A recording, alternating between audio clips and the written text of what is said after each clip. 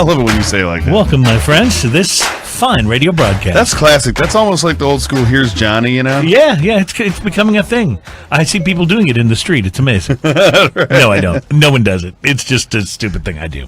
Welcome to Smoking and Toasting, ladies and gentlemen. It is show number 76. This program is all about craft beer, fine spirits, and hand-rolled cigars. I thought I'd roll my R today. Well, that'll be the word last association. That'll right? be the last time I do it. We are brought to you by B&B Butchers and Restaurants at 1814 Washington Ave in Houston, and in the shops at Clear Fork in Fort Worth. And hopefully these guys will take over the world because they're that yummy. I had the Chateaubriand there one time, and it was so good. Yeah. I think, as a matter of fact, we split it. I believe we split the Chateaubriand, did we not? It was such a romantic dinner. Well, welcome to show number 76. On today's show, how to make the best cocktails. 8 easy steps to supercharge your home bar and make you a maestro I'm going of to the take home notes cocktail. on that one. Yeah, I think you're going to like this. So I haven't shared this with you yet, but I think you're going to like this. Also on today's show, we're going to be sampling some lovely beverages, including the Champion Brewing Company's Killer Kolsch out of Charlottesville, Virginia. Has a killer whale on the can. Kind of nice. Stone Brewing's Loral and Dr. Rudi's Inevitable Adventure Double IPA. They should come up from with the always a little more words in their title. Yes, and they should really think about doing an IPA sometime. Right. Stone IPAs are so good. Yeah, and they just seem to specialize in it, and they just keep going. I'm already going to say, even before I try that, I'm for it. All right, and I'm sure this one you're going to struggle with, though. We're also going to be tasting the Avery Brewing Company's Hog Heaven dry-hopped Barleywine-Style Ale. You know how I feel about barley wines, right? Yeah. Like, if they were, people, I'd marry them. And we'll be tasting a rum today. It's the Parce rum, Ron Columbia Reserva Especial. It's the 12-year. So we're looking forward to that as well. So that's what we'll be tasting. And there's all kinds of things going on out there in the world, including we'll tell you about the first craft beer in space. We'll tell you about the next trend in beer. They're saying is alcohol-free beers. And we'll talk about the tequila shortage. Is it fact or fiction? There's heavy talk that there's a coming major shortage of tequila. What happened to all the agaves? Yeah, that's exactly what the shortage is about. It's not enough agave. So we'll give you a couple of takes on what's going on with that as we continue on the show. I have to say, we got to hang the other night. It was sure fun hanging with you and smoking cigars, and that was such a good time, and enjoying some tequila as we were adding to the tequila shortage, supposedly. But it was a good time. Now I know what happened to all the agave plants. Now you got me hooked. Well, what happened? It's called a teaser. We'll come back to it. Now I have to stay around for the whole show. Yeah, that's right. You can't leave early.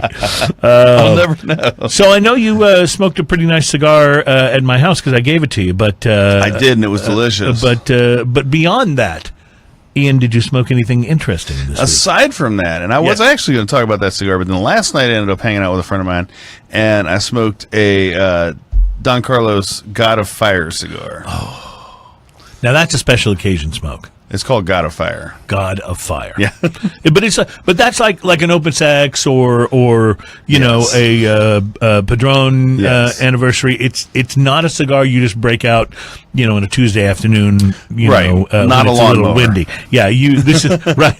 This is something you're kind of holding on to for when you're really going to be able to savor it. So right.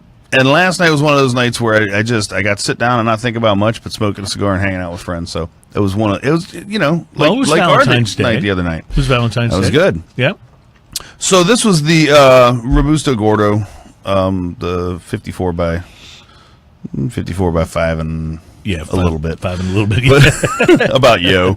About yo. Those of you on a video can see how big yo is. That's how I describe it, about yo. This was from beginning to end. Well, first off, you have high expectations for this because it's an expensive the thing stick. lists for $22 to $28, depending on what size you get. That's what price you generally expect to pay for it. This thing was impeccable. It burned beautiful. I smoked it down until there was nothing left, and I had to go. It was unbelievable. The construction was gorgeous. The pre-light draw was delicious, nutty, wonderful cigar. You expect these pricier cigars to have really good construction because you know they're using the best torcedor in the factory. To Yes. roll those, you know, Yes. who's the best? That guy? Okay, he's rolling the God of Fire. This he's series, rolling right? Opus X. You know? And it was impeccable. It never budged from a perfect just a burn all the way perfect down. burn, The ash was nice and solid all the way down. I tipped the ash twice on it just to keep it from falling on myself, which it inevitably will if I don't. I've ruined a few shirts that way. Let's see. From the beginning of this, the pre-light draw was wonderful. I used a clip on this, and the pre-light draw was just about effortless. It had this mocha and nuttiness to it that was just so amazing. And when I lit it, it had just a little bit of a spice that I couldn't quite put my finger on right off the bat. And it developed, like, within the first half inch of the cigar, the whole thing developed in this wonderful, smoky, big medium. Like, I almost wanted to call it full, but it's not really. It's a medium with just tons of flavor and tons of complexity going on. Goes great with everything, come to find out. Which means you tried it with a variety of things, with everything. It goes great with everything. And just a beautiful, beautiful cigar. The mocha and chocolate just kept picking up and ramping up, and then we got a little more spice in there, which turned out to be a little peppery kind of thing that wasn't right at, like, a lot of times those peppery spices hit the very front of the tongue. This was actually more like in the middle of the flavor overall, and just got the whole palate going. It was just incredible.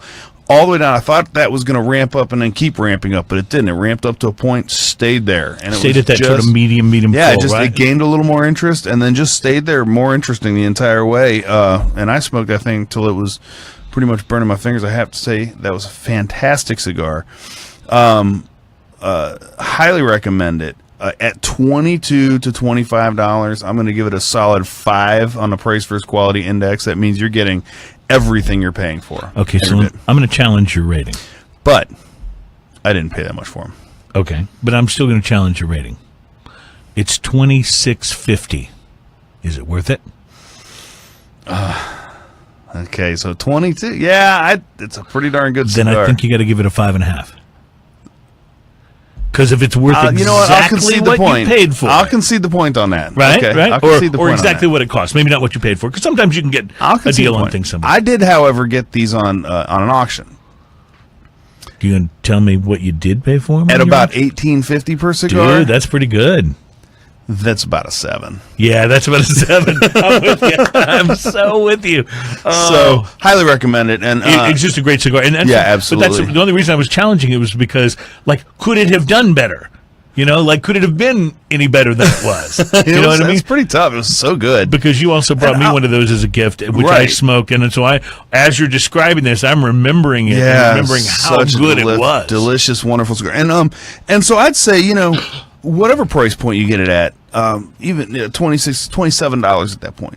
This is a cigar that you buy and you put in your humidor and you just hold it there until that day. Yeah, it's a special occasion cigar. That's a wedding or an anniversary or something like that's so one a of day those. You're going to remember. You go, we did this, we Valentine's. did this, and I smoked a very special cigar. Yes. I agree. That's a nice commemorative. I've got a number of those in my humidor. In fact, every now and then I'll get 3 or 4 of them in there, and I'll go, well, I'm not going to have 3 or 4 of those days for a long time, so maybe I just better pick a really nice Saturday night and smoke one of the special. Well, what I found, sometimes I find that if I'm going to smoke one of those, I decide that this is a special occasion because I'm smoking this special occasion. Right, I'm choosing to make it a special occasion. How about you? What did you do? Well, I smoked one that I'd had before, although it had been a while since I'd had this. It's the Ramon Bueso Genesis the Project cigar. This one was a Toro. It's an Ecuadorian Habano wrapper, Honduran binder, and fillers. The pre-light on this cigar, rich and earthy, but I will say, on examining it on the pre-light, cigar looks a little rugged. You know how some cigars are really smooth and very evenly, like they just look, you know, like a baby's skin almost. They're just so smooth. Well, this one just was a little rugged. That might or might not be a thing, but I noticed. I used a punch and then became a little frustrated because it gave me a lot of like loose leaves around the top and of the cap once I started to smoke. And you know, I was careful with it. I've smoked a lot of cheap cigars, punched a lot of cheap cigars that way, and they've burned fine. It lit easily, burned okay to start. There were notes of wood, espresso, some definite pepper. But I started to see the results of this ruggedness in the construction as it smoked. There was some cracking of the wrapper, just little maybe quarter to half-inch long cracks here and there right. in the wrapper, and then about the halfway mark, it started to burn unevenly. I had a couple of these a year or more ago, and I remember them as being better constructed and maybe even a little more complex than this one was. It was not bad. The construction made it frustrating to smoke and maybe kept the flavors from coming through, as well as they were intended to. Overall, a good cigar, but not a great one. And that's what was disappointing, because I remember the previous ones I had being great. Like really, I would have put them in a, okay, this was worth a little more than I spent sort of category. It's a good $5 to $6 cigar. Not a great $5 to $6 cigar. I'd probably give it a 4.5. If I was rating the one, this is my memory from more than a year ago. If I was rating one of the ones I had previously, I think I would have at least given it a 5, maybe a little more. So, because it's not an expensive cigar, but I just got the impression that the quality had gone backwards. So I'm a little confused, because I know I've bought those, and I believe I got them in a 5-pack at about Yep. Did you get it with $20? I think they were $4 or less even for a cigar. And I remember liking them at that price point. I really liked them. Well, and even with certainly you can things. find them on special deals, particularly online, where they're a little less than their $5 to $6. Their actual retail price, if you just go on and price a 5-pack, comes to about $5.23 per cigar or something like that. So they're not pricey, but it just depends how you buy them. If you buy them single stick, like in a store, there may be a little more. So again, I really like this cigar. I think part of the reason I'm rating it a little lower is I was disappointed. Gotcha. Yeah. Like had this been my first one, I might have said, well, it had some construction problems, but the flavors were good, so I'll say it's okay. You know what I'm going to say? But now, had it been a $7 or $8 cigar, I'd have given it a 3. Right. But anyway, that's my thought process on that. So, and I have seen, we've talked about this with Gurkhas. The first Gurkhas that I had were fantastic. Yeah. They couldn't do any wrong. I thought these cigars, man, I just can't believe how good they are. And I've been almost consistently, just other than a couple of particular sizes and blends, I've been almost consistently disappointed with Gurkha for the past 2 to 3 years. And it's not their flavor. It's not the flavor. It's the cigars just don't smoke well. Yeah. And Camacho had that problem with me for a while. It seemed like every Camacho I tried, the construction was off. That seems to have been corrected. So with Camacho, or at least the last couple of times that I've had a Camacho anyway. So, all right, we have a lot of tasting to do, and Ian is very, very impatient for us to get to this about the tequila shortage. So we'll come up with that next. Shortage. What is going on? Yes, what's happening? Well, you and your wife came over. We drank a lot of tequila. So we'll be right back at Smoking and Toasting.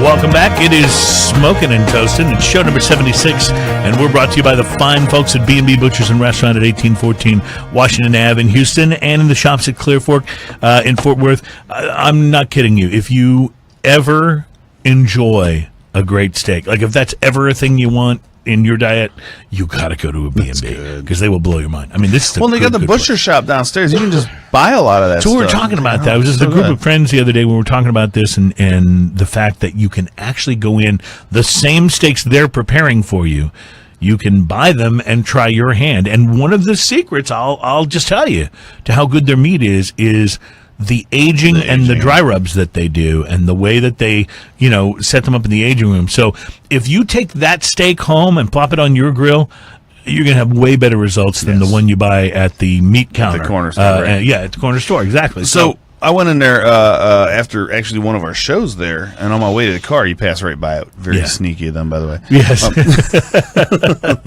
It's exit through the gift shop, please.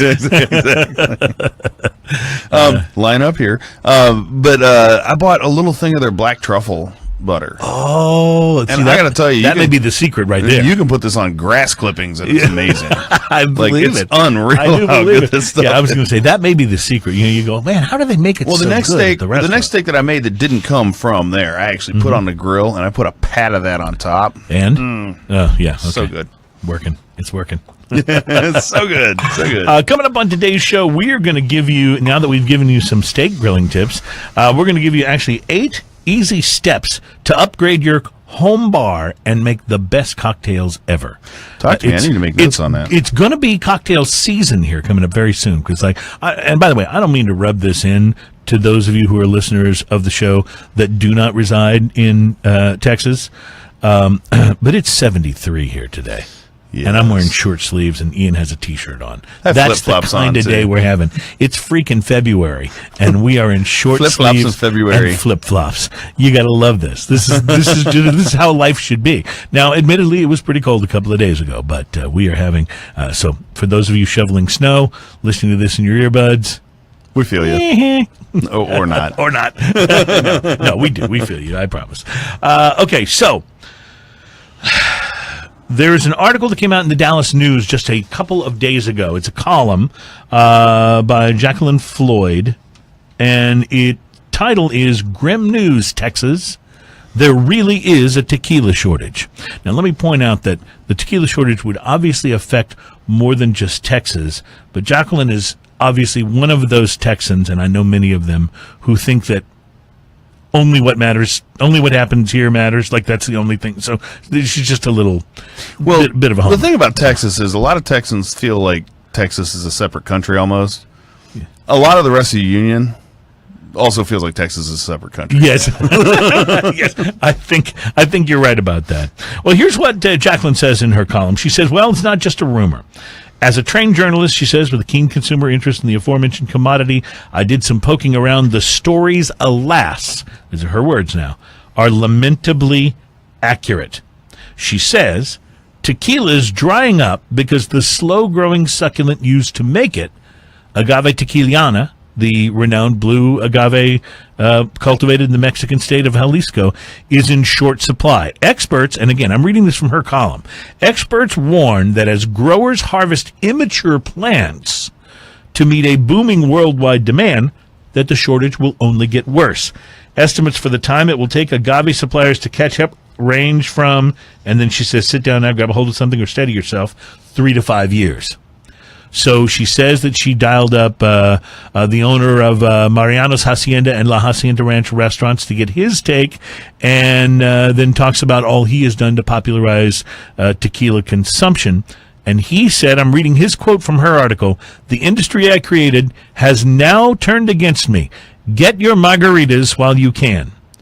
He says available supplies will wind up going to the higher-end brands, the stuff that goes into top-shelf margaritas or is sipped by connoisseurs, that the hardest hit will be the producers of inexpensive tequila brands, the stuff you use with the salt and lime chaser. But still, so anyway, she goes on to say that basically everybody she talks to tells her, yes, there's a shortage in tequila coming. Now, the biggest expert I know on tequila personally is a guy who lives here in Houston, which is our hometown, and he is the spokesman and one of the owners of Pura Vida Tequila. We've had him on the show. His name is Stuart Skloss.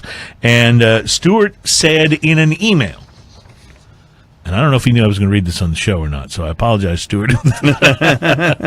But this is what he said. He said, there is no shortage.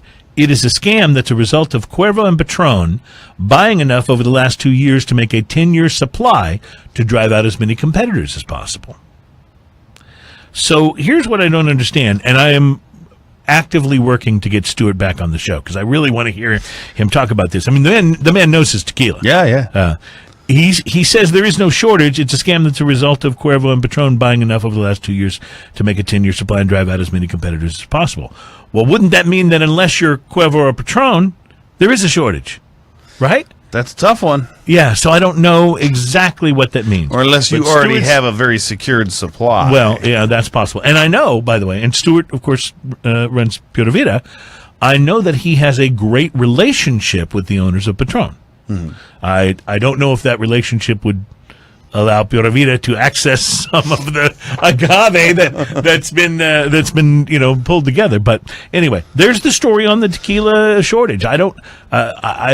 This is something we're going to continue to investigate, just like we've been investigating this big beer versus craft beer shakedown. This will be an ongoing investigation, and we will get to the bottom of it. We bring the tough questions. Stuart, if you're listening, we want you back on the show, please, as soon as you possibly can. Yes. I will hopefully run into him in the elevator, which I do from time to time. All right, we're going to taste a beer. I don't believe, Ian, correct me if you remember differently, but I don't believe we've had a brew from the Champion Brewing Company. I don't remember ever having a single one on the show before. Champion is located in Charlottesville, Virginia, and we are about to taste.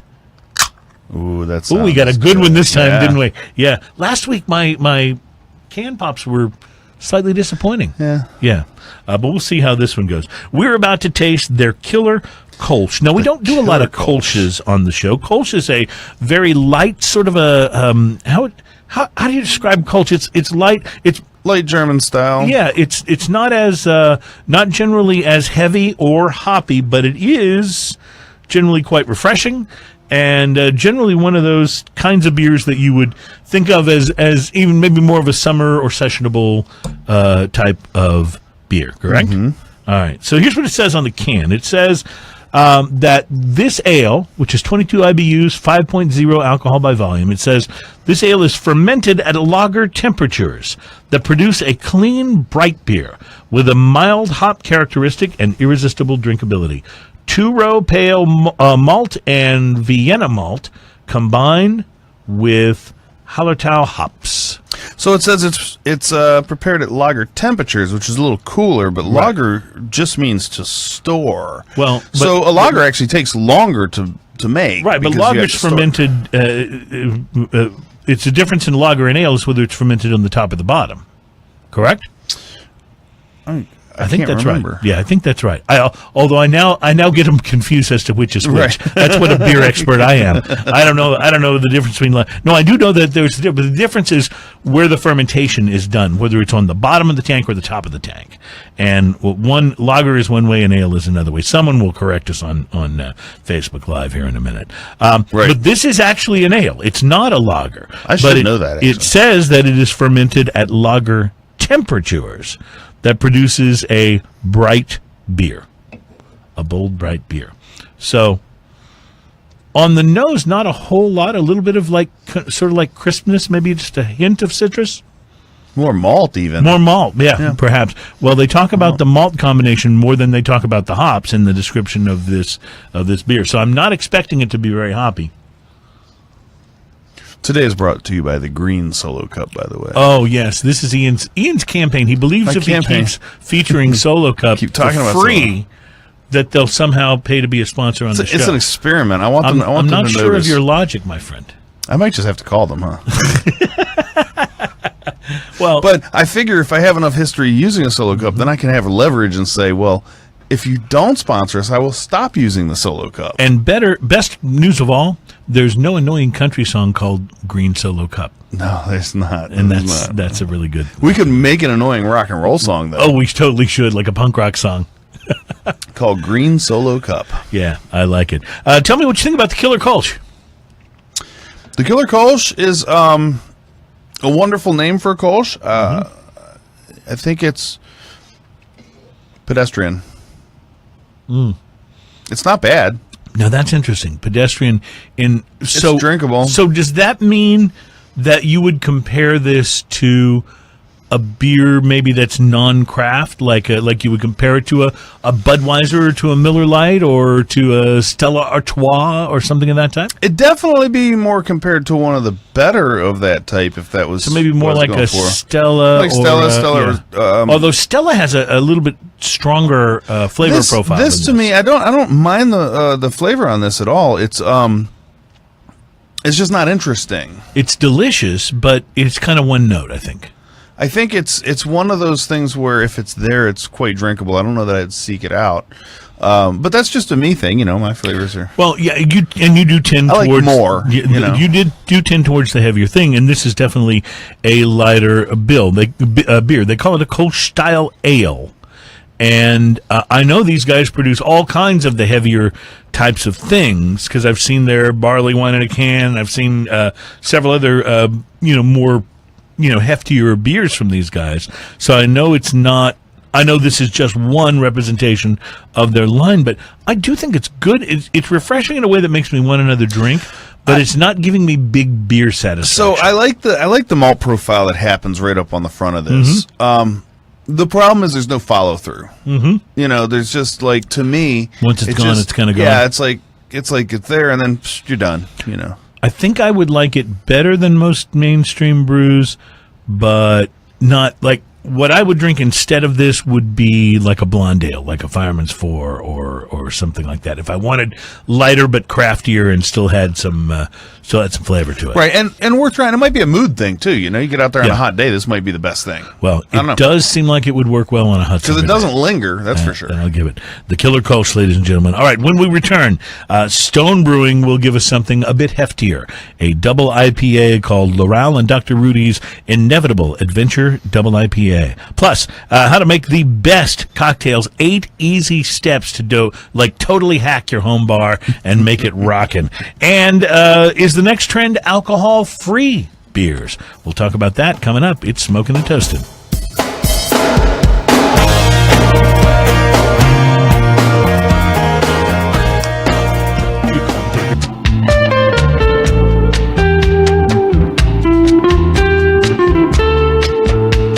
Welcome back, ladies and gentlemen. It's Smoking and Toasting. Oh, somebody is watching. Cool. We were talking about Facebook Live during the break, and I said, nobody watches, but people are watching, so that's awesome. And I actually do know that people enjoy the show on Facebook Live. There are a lot of ways you can get Smoking and Toasting. You can get us on Facebook Live when we actually do the show, which is generally about 1 o'clock Central Time on Thursday afternoons. Although I will say there are times we run late. So if you're thinking we're not there yet, just hang out. We'll probably be there at 1:15. It just happens. Sometimes it just takes a little longer to set up. That's the way it is. And in the world of podcasting and instant live broadcasting, you can you don't have to be quite as married to the schedule. But this is generally when we like to do the show. You can also find. And by the way, completely disregard that if you just download this later. Yeah, I was just going to say, we can also find us on iTunes in the podcast section. You can find us on Google Play, and we're available at SoundCloud, and then we're also available in video form. Not only can you see the show still on Facebook if you follow the Smoking and Toasting Facebook feed, but you can also take a look at it on YouTube. We have a YouTube you can channel watch there. the silliness. Yes, it's amazing. I don't know why you wouldn't want to see a close up of the next beer we're going to have because it's likely to be tremendous. It's a limited release from Stone. Ian, it's Loral and Dr. Rudi's Inevitable Adventure Double IPA. I'm waiting for Stone to prove me wrong because I like everything they make. And what's interesting, let me give our listeners some context here. Ian's not the IPA guy. I'm the guy that loves IPAs. You trend a little more towards stouts and porters and barley wine and things of that nature when it comes to what's your favorite. Yes. Whereas I enjoy those things, but probably my favorite swings back more to the IPA type profiles, IPAs and pale ales. Well, I think Stone is it's one of those breweries where they craft their beer in such a way where no matter and they have crazy over the top hoppy beers. They do. They've got some that are just like, are you kidding me? Which, by the way, I generally shy away from. Yeah. Except for if it's from Stone, because I know if I'm trying a Stone beer, it's going to be good, from the beginning to the end of that flavor, all the way across the palate. It's going to be balanced. It's not just going to smack you up front with hops and then go away and leave you wanting more. It's actually going to smack you up front with hops, but it's going to be there for the long haul. It's going to go the distance on your palate. Yeah. Well, we will get to this momentarily, and I have a feeling it is going to be one of those boom, hop explosion type of beers. So the next craze, IPA was really a lot of people credit IPA, the sort of IPA emergence, as being the real explosion that sort of started putting craft beer on the map. It was when IPAs started blowing up that craft beer started to become a thing, and then people became interested in other types of things as well. But IPA is really what drove it into into getting a tap at your local bar or whatever, was the emergence of the IPA. I'm a victim of that because I remember when I first tried an IPA, it was at a place where my band was playing in Galveston. It was the Galveston Brewery. And the brewmeister there came out with this beer, and he set it down in front of me. I could smell it. It was like all the way over there, and I could smell it. I was like, what is that? He goes, that's an IPA. I was like, I don't know what that is. Yeah. I love the twinkle in your eyes to tell the story. and I tried it, and I was blown away by how wonderful it was. And that was my first real introduction. Like, I remember that moment. It was a very tender moment for me. Well, a lot of people think the next big craze, and there's been a lot of crazes this last year. Sours were a big craze. Hazy IPAs were a big craze. A lot of people think the next craze, non-alcoholic brews. Okay, so I can tell you're not a fan. All right, so that's just for people who like to pee. Okay, so I heard a comedian say it once. I can't think of myself, but it's true. That's good. That's good. Thanks for giving credit, because that's good. Well, there was a story on CNN that I picked up this week, and it opens with an interview with a guy who gave up alcohol for health reasons. His doctor told him, you really need to not drink alcohol, and he was a beer lover, and he so went looking for a quality non-alcoholic substitute, and he couldn't find one, so he started his own brewery. Wow. And his mission was, he said, when I started talking about it to friends and investors, they asked whether I'd, bump my head on something. But he was onto something, and he opened the Nirvana Brewery in London, which now brews 3,200 liters of low alcohol and alcohol-free beer a week, and he sells it to stores like Whole Foods. It's still a very niche segment, but big brewers, they say, are scrambling to get in on the action. And that's because drinkers are turning to brews that don't come with a buzz. This is the article now. They're increasingly worried about the health risks associated with alcohol. Global consumption of traditional beer dropped in 2015 and 2016, but the market for non-alcoholic beer grew 5% in 2016, according to research that was done recently. Heineken has released their own alcohol-free beer, Heineken 0.0, and I'm trying to look at some of the other different companies. There's so many companies now releasing their own alcohol-free beer. Carlsberg's been doing it since 2015. They expect revenue for that product to grow 3 times faster than overall beer sales. That's kind of crazy. The article, if you go on to read it, basically says that now real craft brewers are starting to step into the non-alcoholic beer space and trying to make great tasting non-alcoholic beer, because they can use the same hops, they can use the same malt, it's just missing the fermentation. Your thoughts, Ian? Okay, so you would think that caffeine-free coffee would have never caught on, but it caffeine-free soda, even, right. So I'm a little back and forth. Like, I can kind of see both sides of this. I know that the trend recently has been sessionable beers a lot, and sessionable beers are not always. I like beers kind of on their own, but generally speaking, sessionable beers don't have as much flavor, so I generally go towards much less sessionable beers that start at 7-8%. But I can definitely see that if someone wants to sit down and have a couple beers, it's nicer to have something that's 4% or 5% maybe or lower than drinking a couple, 9% beers and then going about your business for the rest of the day. So I don't know, maybe that's a good lunchtime beer. Maybe that's a good option. What, to have a non-alcoholic beer at lunch? Non-alcoholic beer at lunch. Well, I would be so interested in just trying it to see what the flavor is like. Right, and that's where I think the jury would be out for me. Is could you get me that flavor? Could you get me that feel of having a beer, and it just doesn't get me buzzed? Well, I'd be okay with that. Like, I don't need to catch a buzz every time I have a beer. You know what I mean? Like, so there's I think a process that you could go through in brewing where you could impart some of the flavors and the characteristics that we like in wonderful craft beer, but have it in a beer with I don't know, I would just have to taste it. I'm really interested in sampling, and I will find us some of this Heineken 0.0.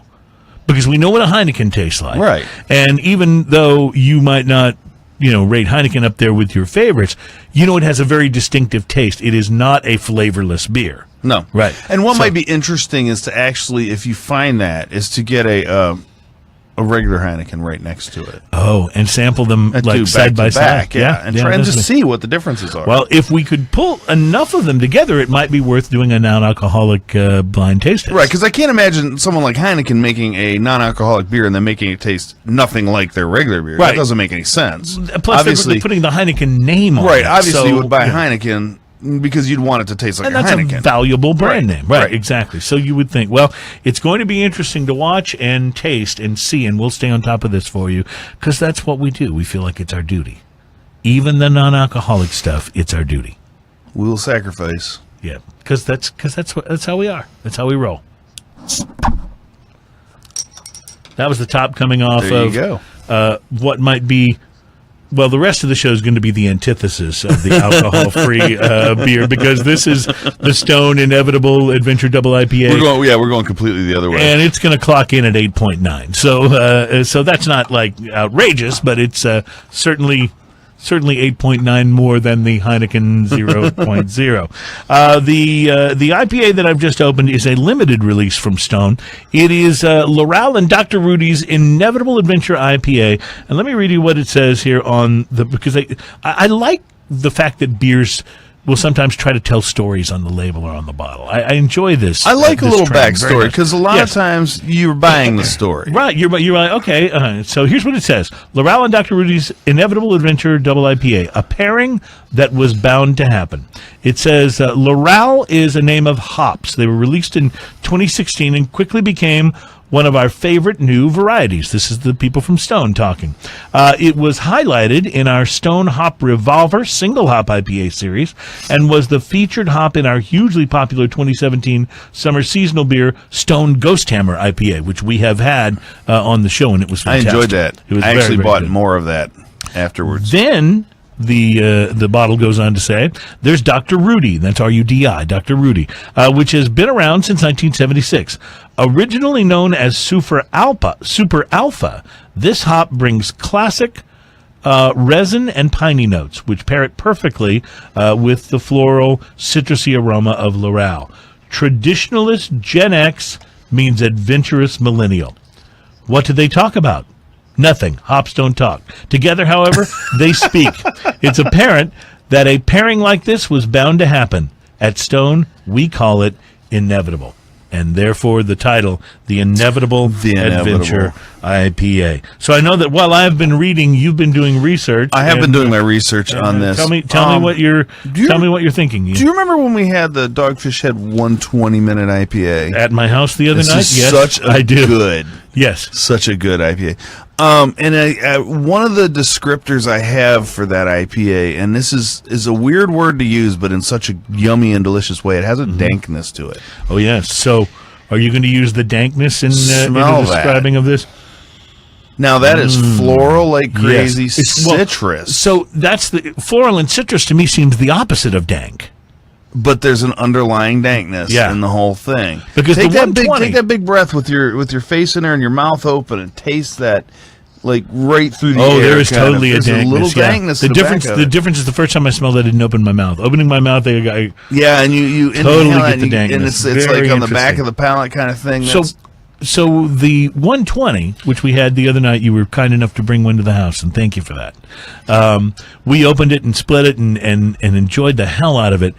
But there were no floral or citrusy notes to that beer at all. No. It was wonderful. But no, it's amazing. This has so much floral and citrus just smacking you around and yet there's the dankness. Just on the beginning is when you're trying it. And then there's that dank finish, but it follows through and then finishes kind of clean. Even. So this is where, you remember when we were just talking about stories a moment ago? This is where the story really shed some light on the beer, because that's exactly what it is. The Loral hops is that citrusy flavor that's kind of floating on the top of my palate right now, and then the Dr. Rudi, which is from 1976, the sort of Gen X hop, I guess.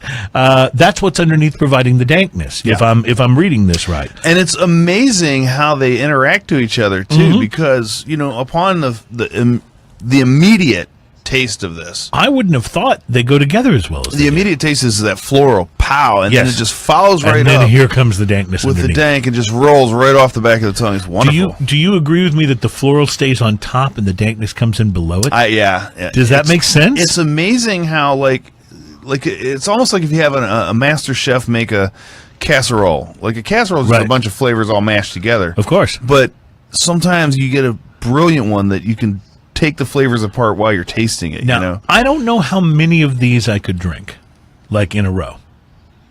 Because it's kind of, you're looking at me like, how many do you have? I have a pretty good guess how many of those I could drink in a row. No, but It would probably involve me staying the night, though. I was going to say, this feels to me, though, more like a specialty, like open one and split it with What did friends. you? That was 8 and what percent? It's 8.9, so almost 9%. 9%. That's a pretty big beer. Yeah, it really is. And it isn't just the alcohol content, though. It's just the sort of, it's more of a beer I want to sip rather than gulp down, you know? So I think, Definitely that. this is open one with a friend or two, split it, enjoy it, and love it for what it is. And as much as I love that, taste I it. doubt that would go very well with cigar. Pretty sure it wouldn't. Yeah. Yeah, pretty sure it wouldn't. Because, I can It tell would by just just mow what's over lingering. almost any cigar. You would have to smoke a diesel unholy cocktail, Right, and at that to even point in have time, a chance. and you at know? that point in time, they just have war on each other. Yeah, I think on you're your right. palate. Well, you're listening to Smoking and Toasting. This is our 76th show, and we have promised, so we will deliver. How to make the best cocktails, 8 easy steps to upgrade or super hack your bar, and we're going to taste some Parce rum coming up next. It's Colombian rum, and I'm looking forward to this.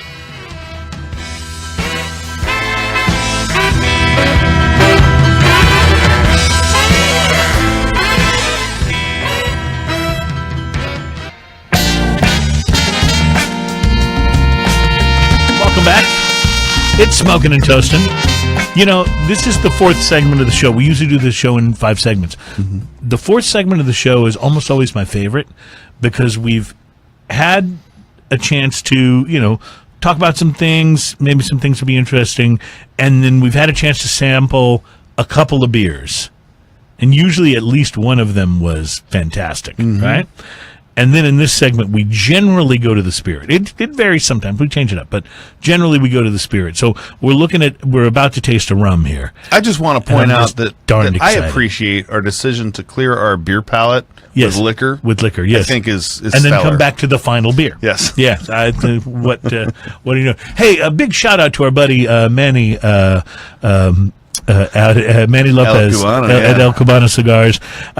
We did a show from there. Was one of I thought the most informative and fun shows we've ever done was the show we did from there. And if you have not heard it, go back in the podcast segments or in the YouTube and check out that show because Manny he knows all phases of the cigar business. So we learned so much about cigars from him. Well, he was so informative. We decided, you know what? We just did a post-production complete whole nother segment after that. Yes. And just let him go because he's and so it was good. so much fun, and he's just so Manny, we're coming back if we're allowed. Also in his shop, you remember that cool bar he had in there? Yes. And remember he had that Cuban rum? Yes. Oh, that was it. Havana Club. So Havana I've Club. told you the story. I tried getting some. I was flying to Mexico on vacation late last year, and so flew down, saw that rum in the what do you call it? The tax-free, duty-free. Yeah, the duty-free. Thank you. So I went and I tried to buy a bottle, and they said, no, sir, if you're from the U.S., you can't buy it when you're flying to Mexico. You can only buy it on the way back. And I was like, okay, no problem. So on the way back, I check into duty free. I can't find it anywhere. Oh, no. So I'm looking everywhere for it. I can't find it. I went into like 5 different duty free. They got suddenly popular. Something happened. So anyway, we'll have to go visit Manny to have some more of that rum. Manny, save us a couple of drinks, will you please? This show is show number 76. We're talking about how to make the best cocktails ever. 8 easy steps to super hack your bar. Smoking and Toasting is brought to you by B&B Butchers and Restaurant at 1814 Washington Ave in Houston and in the shops at Clear Fork in Fort Worth. Okay, so let's start with the bar hacks. Okay?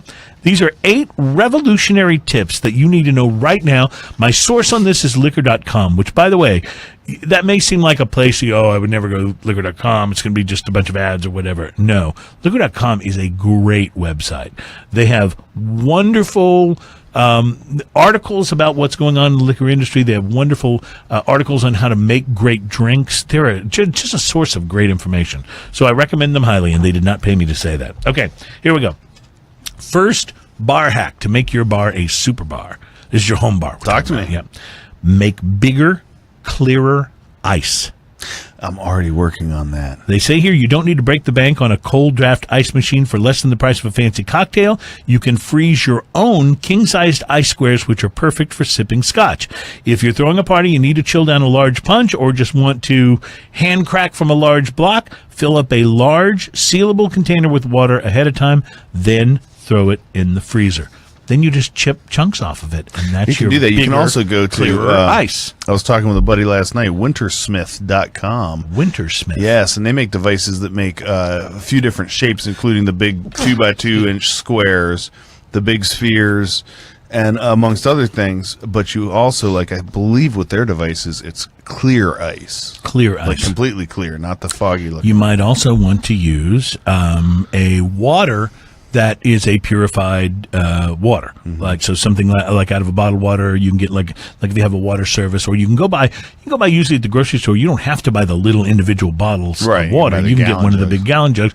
Make your ice with that. Could be a great way to do it too. That'll be very pure and fresh tasting water. But your ice can be cool, and the bigger cubes is an awesome thing. Yeah, like if I serve you a glass of scotch and I put a nice big cube in it, that's something you're going to remember. Whoa! Yes. And that's not and it does a couple things too. It you get the slower melt rate from the ice, right? But you have that huge surface area too, which cools down. It cools your drink down. So it's very really nice. And it looks awesome too. Very nice. An old fashioned with a giant cube in it. When you were over at the house, you were dropping ice cubes into everything. Yes. Number 2 is set up your simple. Simple syrup is just what the name implies. It's a simple 50-50 mix of sugar and water. You can do this yourself. Oh, yeah. And while a lot of great cocktails will find their balance with simple, that's what the pros call it, simple, not simple syrup, but the liquid is a great platform to build on and explore.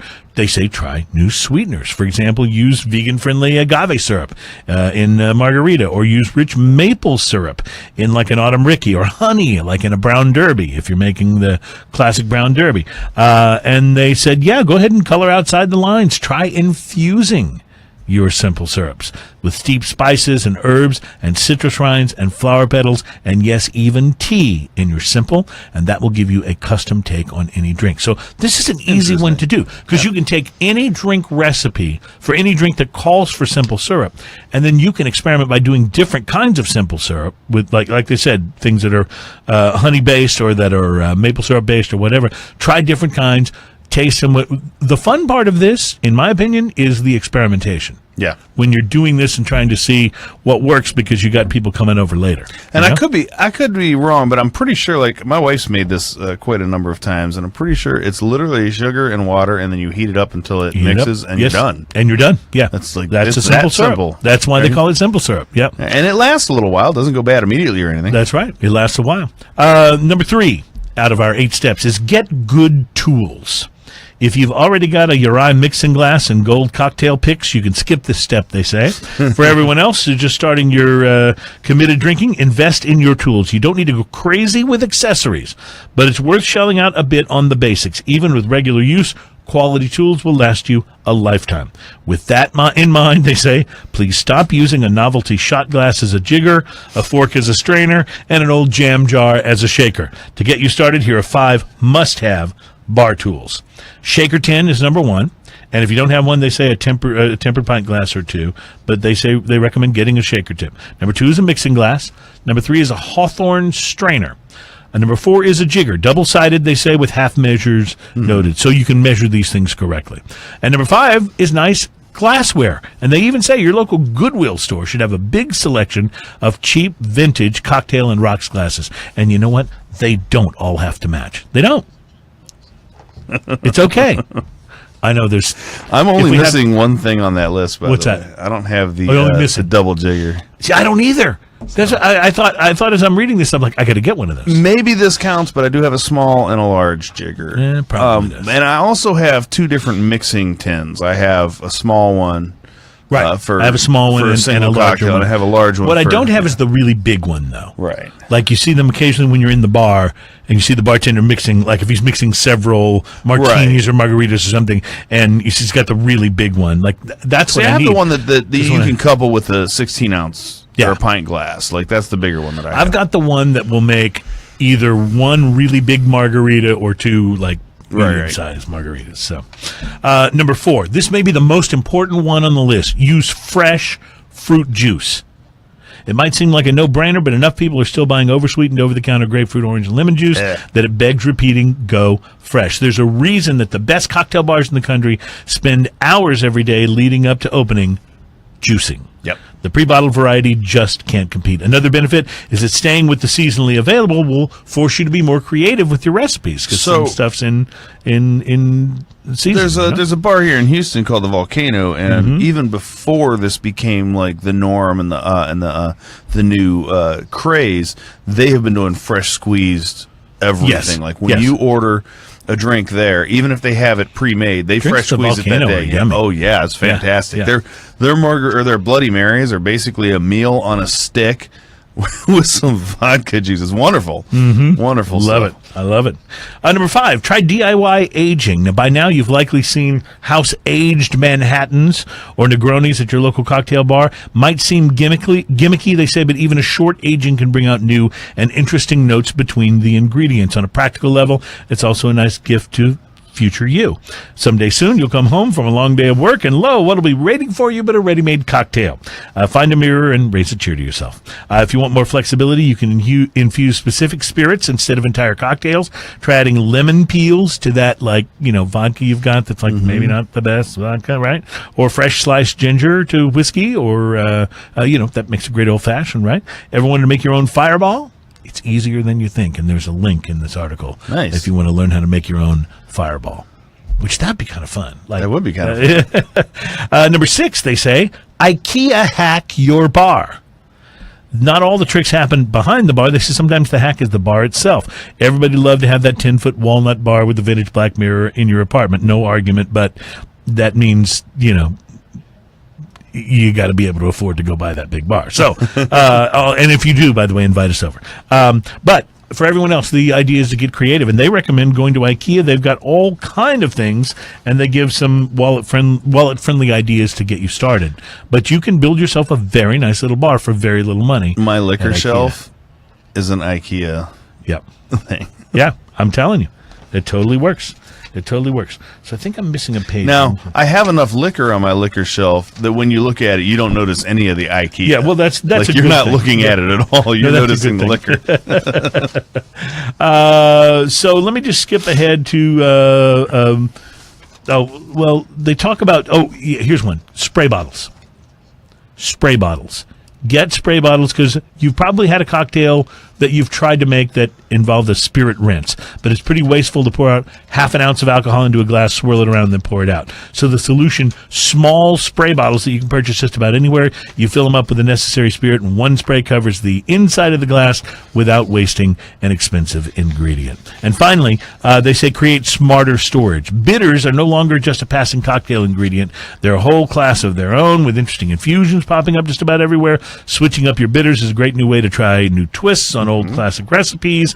But where do you store all those delightful little bottles? They suggest a ceiling-mounted metal tray on the top underside of your bar with strong magnets, or there's a thing you can find called Bottle Loft, which is made of magnetic strips that will hold your bottles aloft. Now you've created a cool bar decoration and functional storage. So there are your tips.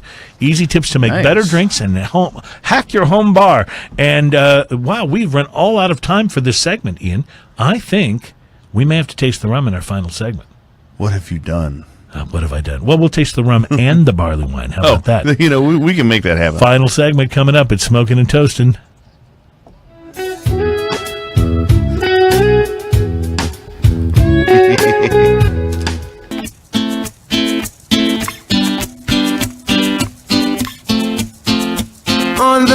beach in Hawaii. Welcome back. Very seldom. This is Smoking and Toasting, by the way. And we were brought to you by B&B Butchers and Restaurant at 1814 Washington Ave in Houston and in the shops at Clear Fork in Fort Worth. Very seldom do we do a segment where we get carried away with the topic and get to drink. It's usually the other way around. Usually we promise to talk about something, and then we start the tasting and forget the topic. So so we've done the opposite here, but that just means it's a double drinking segment here, and it's rum time. Let me just open this bad boy on mic. Oh, that sounded good. That was a good one, wasn't it? Yeah, that's oh, and I can smell it too. That's very nice. So we are going to be trying a Parce rum, Parce. It is aged for 12 years. It is the Ron Columbia Reserva Especial. Ooh, I can smell it over here now. You can smell it over there. Well, that's good. This is definitely not a mellow sort of rum. Some rums are mellow. You know, some give you, a little punch, and others are very, very mellow and kind of creep up on you. We'll see what kind of rum we have here and what this. Now, this is aged 12 years, so this should have the benefit of aging. It should be something very smooth, but we will see. Anything on the nose, Ian? Brown sugar. Rum, brown sugar. Vanilla. Yes. I wonder, where did it get those kind of... how could that happen? Like, I could actually smell that from across the room. It says in the bottle, Parce, expertly crafted rum, strictly aged in select oak barrels, all to create a distinct nose, body, and flavor. Simply put, every drop speaks true to the age declared at the top of the bottle. 12 years in this case. You can smell the oak. Yep. In this rum, like it has this astringent oakness to the smell that's so nice and wonderful. Oh, and they give me a pronunciation of Parce. It's Parce, emphasis on the first syllable. Parce rum. It's casual for good friend. We hope you enjoy our rum casually with good friends. Salud, Parce. And this is Colombian rum. So I hope this was kind of expensive. Because the reason I'm saying that is because if it's not expensive, I'm in trouble. So I'm not a big fan of rum, but that is so incredibly smooth. It is very smooth on the nose, I can say that. Well, and the flavors, it tastes just like it smells. It is brown sugar. Wow, that's good. Oak. And vanilla. I started to call it the retro hail. The molasses comes out. The retro hail, yeah. Yeah, it's just so brown, sugary, and delicious. Yeah, so rum-like. So it is very smooth, but it's got just that tiny little kick to it. It's got heat that comes back. That comes back and after lingers the fact. for a while too, but in kind of a. Well, this is a 12-year. You can tell that this is a more aged rum, just because of the smoothness. Yes, and the oakiness of it. Wow, I actually really enjoy. Like I get that in beers, and I get that in wines, and I get that that oaky astringency. Like makes my mouth water. So big time. It's such a nice dryness to the flavor that you don't get with a lot of aged things. It's interesting, Ian, because this rum. All of the flavors are fairly traditional rum flavors. And yet I don't think I've tasted any rum that tastes quite like this one. I wouldn't confuse this for any of the other rums that we've had on the show. I would 100% back you up on that. It's very rum-flavored rum. Yes. It's really, really interesting. But all of the flavors, the vanilla, the molasses, the sort of brown sugar, all of it are the traditional rum flavors. And yet somehow they mix together in a slightly different way in this rum. They do, and like in a lot of spiced rum, and especially aged spiced rum, the first thing you get is vanilla. And this isn't like that. The first thing you get is that brown sugar and molasses. And I'll admit, I like that vanilla. That's usually what I lean towards. The vanilla comes at like the end, which is comes late. A little opposite. Yes, and then the spice late. From the rum usually happens right at the beginning of the flavor, too. This comes... And this is right in the middle of it. And by the time you're done and that heat comes back, you don't really have a lot of that spice left. You just have that molasses, sweetness, wonderfulness. There's almost a smokiness to it. This is a really delicious rum. Like in a sweet, smoky kind of way. So I will show this to the camera for those on Facebook Live. This is the Parce. Rum. How much was that, by the way? Buy this rum. I'm going to have to go back and look, but I want to say it was in the right neighborhood for like a 12-year rum, probably in the 40-something. Yeah, 40-something. I may need to be corrected on that, and I will look that up and that's and an mention it outstanding on rum. next Like I'd week's say, show, if you're but- just going to sit around and have a glass of rum, which I that's think right. sounds like a wonderful idea about now, don't you? I don't know that, much like some beers that we've had, it's just very rich. So I don't know that like a few glasses is what I'd want, but certainly a glass of that is just a beautiful thing. Well, I know what I'm drinking tonight. That's fantastic. Wow. Parce, not Parce, but Parce. Parce. Gotcha. And that's if you think about it, that would be the more correct Spanish pronunciation, because Parce would be more French or Latin, and so Parce would be more. Or from Texas, Parce. Or Parsi. Give me some of that Parsi rum there. That All parch right. rum. Ian, this next beer, I have to say, I bought it. Well, I was thinking of you. There's no other way to say it. I was thinking of you when I bought this next beer. It's in a very large bomber. It is from the Avery Brewing Company, which, these guys were acquired partially by a larger company, not by one of the big beers, but by a larger beverage company. So there's been some discussion about, is Avery still craft beer? They're partially owned by a bigger conglomerate.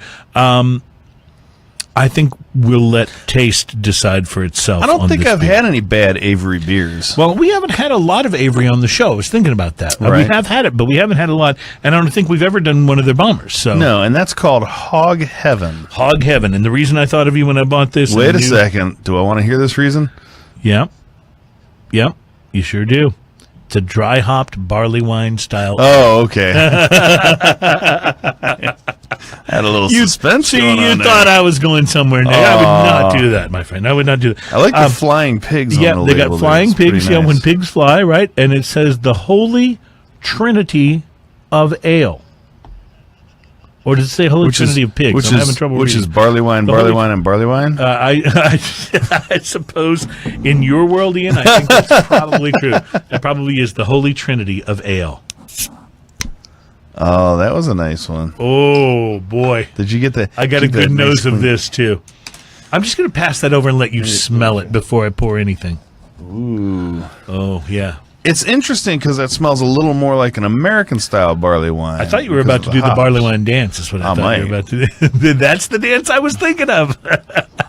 Of course, that's also the Oh, wait, same that's a as- different dance. Okay. That's I think that's also the same as the single malt dance and the yeah. I think there's several. dances that are I'm very not, much like I'm that. not versatile, but I am enthusiastic. Well, I can tell you from looking at this, starting to do the pours, it's lighter in color than most of the barley wines that we've seen. Now, Ian, let me ask you this.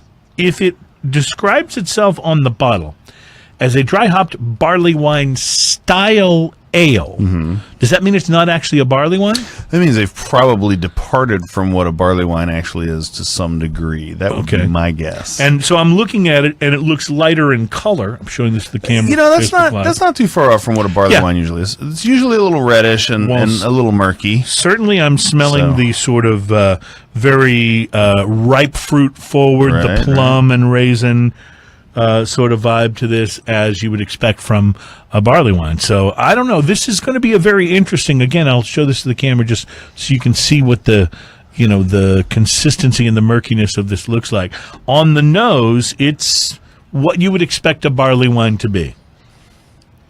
With maybe even a little more fruit and a little hop. Yes, I think you may be right. I think fruit comes through. And now it really is big. dry hopped. I don't know. You know much more about barley wines than I do, but is dry hopped a different approach to barley wine? So the hop content in barley wine is more of an American affectation. That's why they have now American style barley wines. So the which have more much traditional barley wines from much Europe. hoppier flavor. I see. And when we talk about how hoppy it is, we're not necessarily talking about how much hops, because it's how the hops impart. It's the flavor.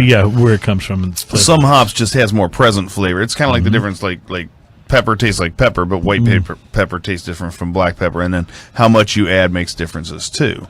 So, but this has such a fruity flavor. Even some of the brighter fruits, which you're not used to in a barley wine, you're used to getting plum and raisin and date kind of flavors. You're right. This is a little brighter. This is I'm gonna say even maybe a little bit of like passion fruit in there. It's just like which is not something you'd more expect of a tropical kind from of a barley fruit wine. kind of More of thing a going on. tropical. That's interesting. And what I noticed about this immediately, Ian, is that in comparison to the other barley wines that we have tried, consistency-wise, this drinks much more like a regular ale.